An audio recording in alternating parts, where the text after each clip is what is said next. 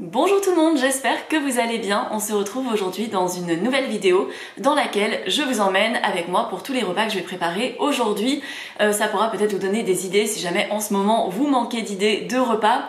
Et également au niveau de mon alimentation, donc j'ai une alimentation 100% végétale.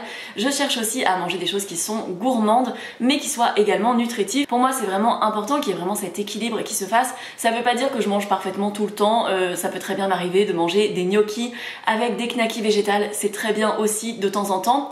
Voilà, faut pas se mettre la pression pour manger absolument bien tout le temps, mais j'aime bien quand je le peux optimiser un petit peu au niveau de mes apports nutritionnels. Aujourd'hui je vais faire du tennis, donc je vais manger un petit déjeuner bien complet, bien protéiné, et la plupart des recettes que je vais manger aujourd'hui seront quand même pas mal protéinées parce que c'est comme ça que j'aime bien manger.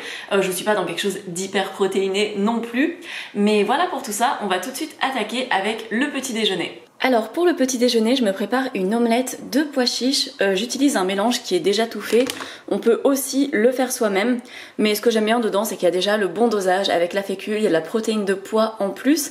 Et ce que je fais, c'est que moi, je viens la préparer avec du lait de soja, ce qui vient amener des protéines en plus. Bon là, j'en ai pas beaucoup, donc je vais utiliser 2 briques. Je vais finir celle-ci et attaquer celle-là. Et du coup, ça permet d'avoir des petites galettes qui ont à peu près 12-13 grammes de protéines. Un peu plus parce que je vais mettre des épinards dedans et des petites garnitures, mais ça permet vraiment d'avoir un petit déjeuner qui tient bien au corps quand on va faire du tennis après. Surtout que là on va faire du tennis à midi et on mangera donc un peu plus tard, probablement vers 14h. Donc là je nous ai mis 50 grammes chacun de préparation pour l'omelette et j'ai ajouté 280 millilitres de lait de soja. Et là ça nous fait l'équivalent d'une omelette moyenne, on va dire. Des fois on en fait des petites aussi, des petites omelettes de pois chiches, mais là on voulait que ce soit un petit peu plus copieux. Et en termes de prix c'est vraiment intéressant, ça revient à peu près 1 € par personne. Ici je mets de l'huile d'olive à chauffer, c'est de l'huile d'olive qui est infusée au romarin. C'est très très bon, ça donne un bon goût. Et je vais venir préparer une omelette chacun, donc je mets la moitié du mélange par personne. J'ajoute ensuite un petit peu d'épinards frais dedans, c'est pas quelque chose que je fais à chaque fois, mais c'est très très bon. Et je mets aussi du râpé végétal de la marque Nourish. Et vous voyez, ça se décolle vraiment très très bien, enfin, c'est vraiment une recette que j'adore. Et je viens le refermer pour que le fromage puisse fondre. Et donc voici pour mon petit déjeuner salé express, vraiment ça m'a pris 5 minutes à faire.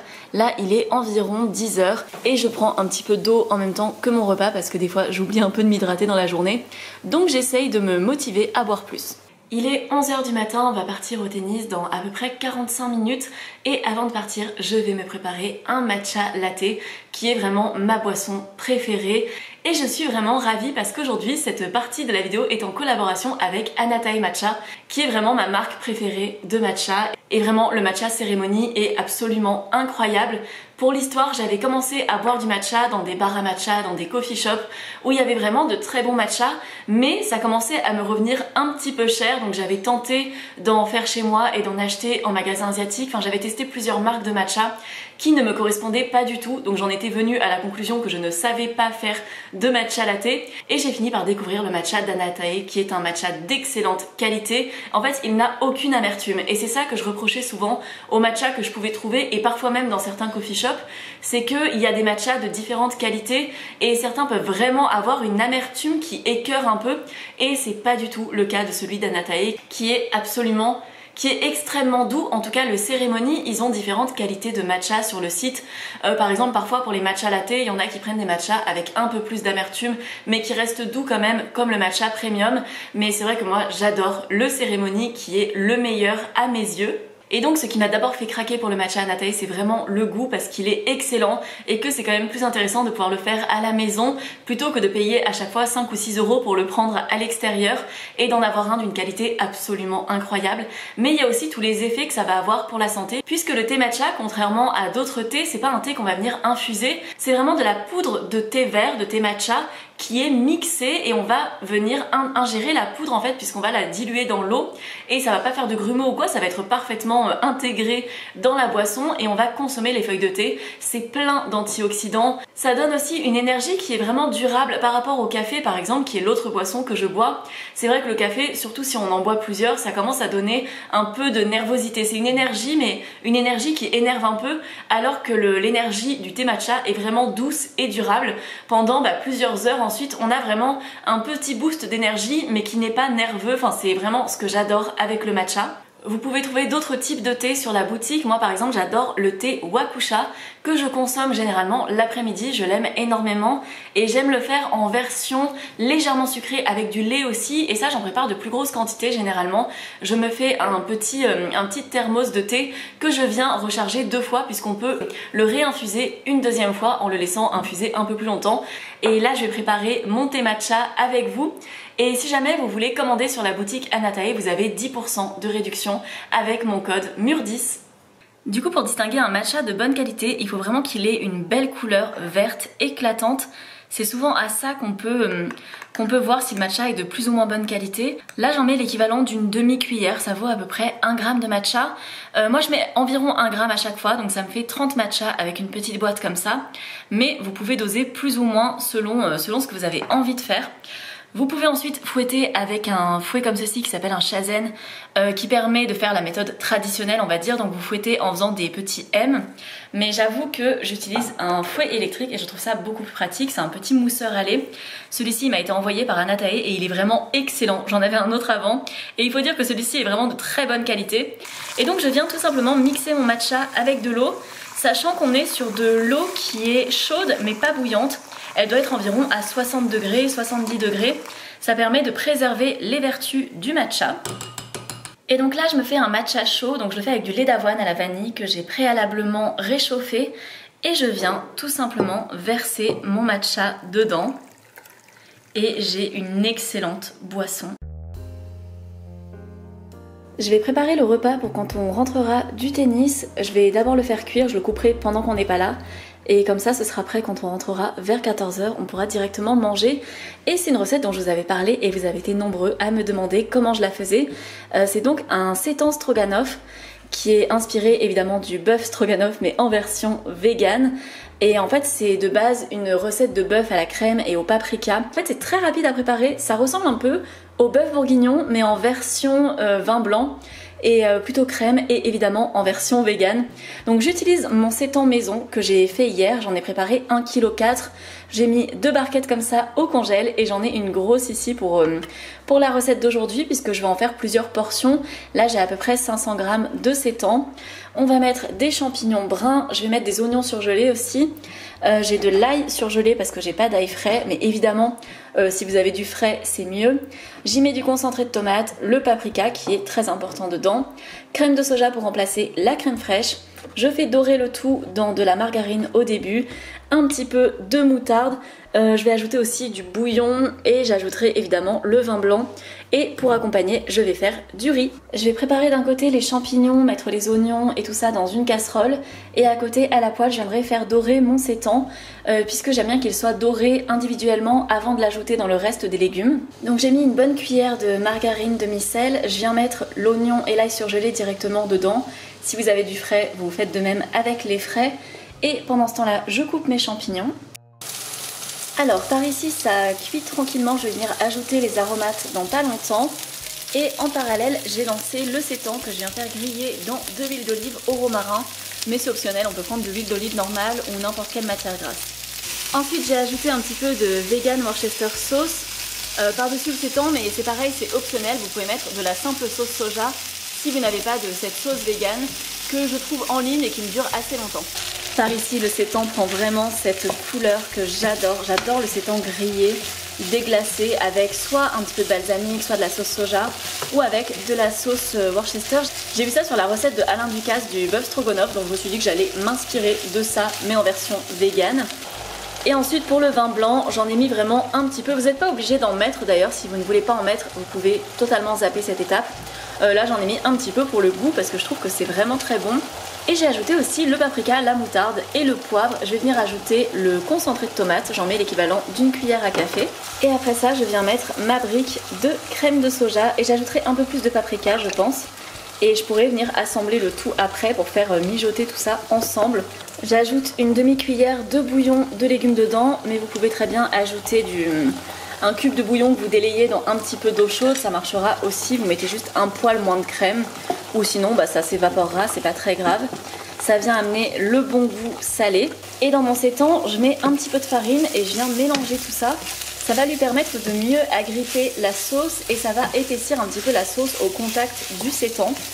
Et maintenant, je vais venir mettre le sétan dans la sauce et laisser poser tout ça pendant les 2 heures pendant lesquelles on va faire du tennis. On est rentré du tennis, on a fait réchauffer tout ça et vraiment ça sent tellement bon. Quel plaisir d'avoir un repas déjà prêt en rentrant, parce que là j'aurais vraiment pas eu l'énergie de cuisiner quelque chose. Et en plus c'est un repas hyper complet, il y a les champignons, les oignons, du riz, on a énormément de protéines avec le sétan, on a des bons gras dans la sauce et surtout il y a énormément de goût. Vraiment j'adore ce repas.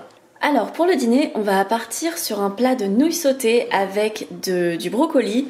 On a un reste de carottes qu'on avait râpé pour mettre dans des wraps, on va le passer dedans. Et je vais aussi ajouter de l'ail et des oignons, je pense c'est un peu quelque chose que je mets dans absolument tout. De la menthe pour le topping. Et en source de protéines, c'est quelque chose que je mange pas si souvent que ça, c'est du tempeh. On va dire que c'est un cousin du tofu puisque c'est fait aussi avec du soja. Enfin, techniquement, on peut en faire avec plein de légumineuses. On peut faire du tempeh, de pois chiches, de cacahuètes, voilà, enfin de vraiment plein de légumineuses. Mais là, c'est du tempeh de soja et en fait, il est fermenté avec un champignon et ça en fait une super source de protéines. J'en achète pas souvent parce qu'on en trouve principalement en magasin bio. J'adorerais en trouver en boutique asiatique, mais en tout cas, là où j'habite, il y en a pas malheureusement. Parce que c'est un peu cher en magasin bio, mais j'adore ça, donc j'en prends de temps en temps. Et celui de magasin bio n'est pas forcément aussi bon que celui qu'on peut trouver dans certains restos asiatiques. Donc vraiment, si vous avez l'occasion d'avoir des producteurs de tempeh autour de chez vous, n'hésitez pas à aller voir, je sais que ça se répand. Je trouve que c'est vraiment intéressant et ce serait trop bien que ça se développe parce que le soja, ça pousse en France et on peut en faire plein de choses absolument dingues. Et avec, nous avons des nouilles qui sont sans œufs, bien évidemment des nouilles de blé, mais vous pouvez tout à fait utiliser des nouilles de riz par exemple. Alors par ici, j'ai mis mes légumes dans de l'huile de sésame pour qu'ils viennent un petit peu sauter et je vais venir couvrir pour que la petite vapeur qui s'évacue vienne bien cuire les brocolis pour qu'ils soient assez tendres quand même. Et par ici, j'ai mis mon tempeh dans de l'huile d'olive. Et une fois que mon tempeh est un petit peu grillé, je vais venir ajouter de la sauce soja, du sirop d'érable et j'ajoute un petit peu de sauce huître vegan, mais c'est tout à fait optionnel aussi. Et j'ai ensuite ajouté du sésame et je vais garder ça sur le côté. En parallèle, je fais chauffer mon eau pour les nouilles. Et une fois que les nouilles seront prêtes, je viendrai les mettre dans les légumes et je ferai revenir tout ça avec de la sauce. Alors l'avantage de ces nouilles, c'est qu'elles cuisent vraiment en 2 ou 3 minutes. Je vais venir les mettre dans ma poêle, j'ai juste ajouté un peu d'huile de sésame. Et après, je vais ajouter les petites sauces. Et donc dans les nouilles, j'ai juste ajouté de la sauce soja et un tout petit peu de sauce aigre douce. Et je viens mélanger tout ça. Vous pouvez mettre simplement de la sauce soja aussi. Et ce qui peut être bon, c'est d'ajouter un petit peu de beurre de cacahuète. Là, c'est pas ce que j'ai prévu au menu ce soir, mais ça marche très bien aussi. Et donc voici pour le dîner. Vraiment, ce genre de plat, c'est aussi bon que ce qu'on peut prendre à emporter dans un restaurant et c'est si simple à faire. Ça reste quand même économique, même si le tempeh par exemple c'est plus cher que du tofu de magasin asiatique, mais on peut très bien mettre aussi du tofu ou n'importe quelle autre source de protéines peut très bien marcher. Même par exemple de l'edamame, ça peut bien marcher, du seitan, des protéines de pois, enfin il y a plein de choses qui peuvent être délicieuses là-dedans et c'est tellement bon, vraiment je vous recommande ce plat. Avec la menthe fraîche, c'est délicieux. On peut mettre de la coriandre aussi, mais Didier n'aime pas trop, du coup j'en ai pas pris, mais vraiment c'est tellement bon. Alors j'ai pas tellement mangé de fruits aujourd'hui, donc en dessert je me prends une poire, une de ces excellentes poires que je vous avais montré dans mon dernier retour de course. Et bien sûr, on mange un peu de cet excellent chocolat de Rythme 108. On adore cette marque, c'est du chocolat suisse vegan. Et il est fourré avec du beurre d'amande sucré. Enfin, c'est pas un chocolat sans sucre, hein, parce que des fois, vous achetez des chocolats suite à mes recommandations en me disant mais il est vachement plus sucré que ce que je pensais. Nous, on aime bien le chocolat vraiment très très gourmand, bien sucré. Et celui-ci correspond tout à fait à ce qu'on demande. Bon et bien cette journée de repas arrive à sa fin, je me suis vraiment régalée, j'espère qu'il y aura des recettes qui pourront vous intéresser. Si vous êtes à la recherche de recettes riches en fer, riches en protéines, végétales, et bien peut-être que vous pourrez en mettre certaines dans vos menus. Et vraiment moi c'est une alimentation qui me convient trop bien, j'adore cet équilibre, j'adore cette manière de manger. Donc voilà, si jamais il y a des recettes qui vous donnent envie. Merci encore à Anatae d'avoir soutenu mon travail. Je suis très contente de pouvoir faire cette première collaboration en vidéo YouTube avec elle, puisque j'ai déjà eu l'occasion de collaborer avec elle sur Instagram. Et vraiment, j'adore ce produit. Donc si vous testez, n'hésitez pas à me faire un retour et surtout à utiliser mon code pour avoir 10%. Et donc je vous retrouve dans environ 5 jours pour une nouvelle vidéo sur la chaîne. N'hésitez pas à vous abonner si vous ne voulez rien manquer. C'est gratuit et ça me soutient toujours aussi, tout comme les commentaires, les likes, tout ça, ça augmente mon référencement. Et voilà, merci beaucoup à tous ceux qui prennent le temps de le faire. Moi je vous fais de très gros bisous, on peut se retrouver aussi sur Instagram en attendant, c'est Mûre et Noisette également. Et voilà, je vous dis à très bientôt, ciao ciao.